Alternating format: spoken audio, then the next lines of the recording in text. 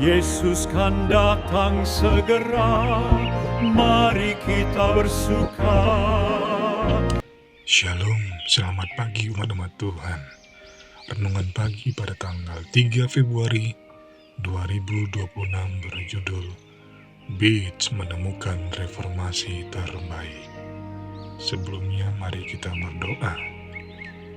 Bapa kami yang di surga, kami datang menghadap hadirat-Mu dengan hati yang rindu akan kebenaran-Mu. Terangi pikiran kami melalui firman-Mu pagi ini. Pimpin kami untuk memahami kehendak-Mu dan ajar kami mengikuti langkah-Mu dengan setia. Di dalam nama Tuhan Yesus kami berdoa dan mengucap syukur. Amin. Yang menjadi ayat renungan terdapat dalam 2 Petrus 3 ayat 13. Berbunyi demikian. Tetapi sesuai dengan janjinya, kita menantikan langit yang baru dan bumi yang baru, di mana terdapat kebenaran. Beach pertama kali mendengar ajaran tentang kedatangan Kristus yang segera melalui seorang pendeta setempat. Namun gagasan itu tidak berkembang pesat dalam benaknya hingga tahun 1839.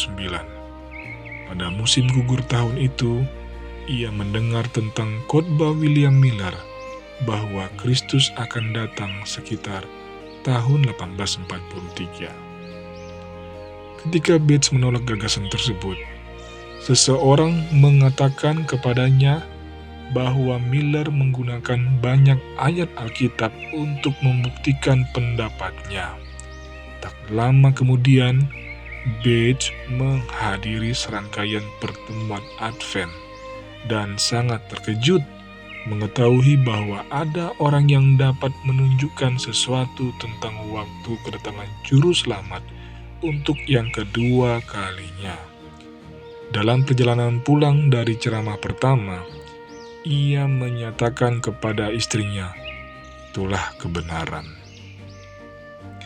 Langkah selanjutnya adalah membaca buku karangan Miller yang berjudul Evidence from Scripture and History of the Second Coming of Christ about the year 1843. Bache menerima ajaran Miller dengan sepenuh hati, sehingga dialah orang pertama sebagai penganut ajaran Miller akan kedatangan yang kedua yang kemudian menjadi penganut gereja Masehi Advent hari ke-7. Ajaran Miller segera mendominasi kehidupan Bache, yang pada akhirnya menyita waktu yang sebelumnya ia curahkan untuk reformasi sosial.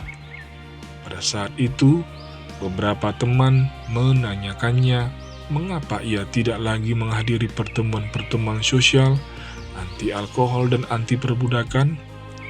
Jawaban saya adalah, katanya kepada mereka, bahwa dengan memeluk doktrin kedatangan Juru Selamat yang kedua, saya menemukan cukup banyak waktu untuk mempersiapkan diri menghadapi peristiwa tersebut dan membantu orang lain bersiap juga, dan bahwa semua orang yang memeluk doktrin ini akan dan harus menjadi pendukung anti alkohol dan anti perbudakan. Bates melanjutkan dengan memberitahu teman-temannya bahwa jauh lebih banyak yang dapat dicapai dengan bekerja pada sumber masalah tersebut. Bagaimanapun kejahatan yang ingin diberantas oleh berbagai perkumpulan reformasi adalah hasil dari keadaan manusia yang berdosa.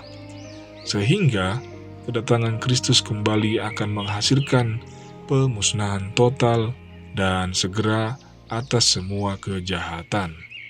Dengan demikian, ajaran Miller menjadi reformasi utama bagi Bache. Ia telah menyimpulkan bahwa manusia yang jahat tidak dapat mereformasi kejahatan. Kedatangan Kristus akan menjadi satu-satunya solusi yang nyata dan permanen. Sejak awal, Bache menjadi pemimpin penting dalam ajaran Miller, menjadi salah satu dari 16 orang yang mengadakan sesi General Conference pertama pada tahun 1840 dan memimpin sesi yang sama pada bulan Mei 1842. Tanggung jawab tersebutlah yang menempatkannya dalam posisi di mana akhirnya ia dapat menginisiasi kebangkitan Adventisme hari Sabat pada akhir tahun 1840-an. Tuhan mengadakan kehidupan Bates selangkah demi selangkah, dan Dia melakukan hal yang sama untuk Anda dan saya. Tugas kita bukanlah mendahului, tetapi mengikuti pimpinannya dari hari ke hari. Demikianlah firman Tuhan pada pagi hari ini. Mari kita berdoa. Bapa kami yang di surga, terima kasih untuk firman-Mu yang menguatkan kami hari ini. Ajarlah kami untuk tidak mendahului rencana-Mu, tetapi berjalan setia dalam pimpinanmu. Bentuklah hidup kami agar semakin serupa dengan kehendak-Mu, sampai hari kedatangan Kristus yang mulia. Dalam nama Yesus kami berdoa dan bersyukur. Amin. Kiranya Tuhan memberkati segala usaha dan pekerjaan kita di sepanjang hari ini. Amin.